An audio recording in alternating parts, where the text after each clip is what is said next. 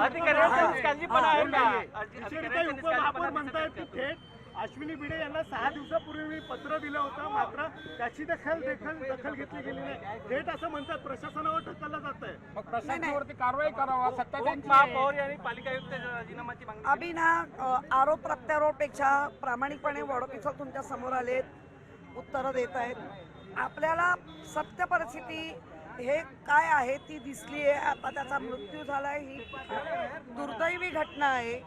आणि ज्या पद्धतीने इंटरलॉकिंग जाळ्या ह्या कॉन्ट्रॅक्टर ज्याला आपण कॉन्ट्रॅक्ट देतो त्यांनी का नाही लावल्या, आणि ज्याच्यावरती वॉर्ड ऑफिसर जरी असले तरी त्यांच्या डिपार्टमेंट वाईज जी लोक आहेत त्यांनी हे का नाही पाहिलं, हे पहिला प्रश्न आहे.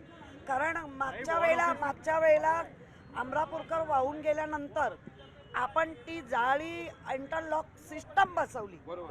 माझं म्हणणं आहे, आम्हाला जेव्हा विचारताना 25 वर्षात काय केलं, किमान आम्ही केलंय ते तरी कंटिन्यू करा. इथे कोणालाही ब्लेम गेम नाही. आणि वॉर्ड ऑफिसर प्रामाणिकपणे तुमच्या समोर आले, ते उत्तरं देत ते आतमध्ये होते, आम्ही त्यांना बाहेर आणलं. ठीक आहे, ऐका. प्रशासन जबाबदारी आहे, हा त्याच्या सिरियसनेस आपण ठेवूया. प्रशासन जबाबदार आहेच. आता उपमहापौरांनी पण दिलंय.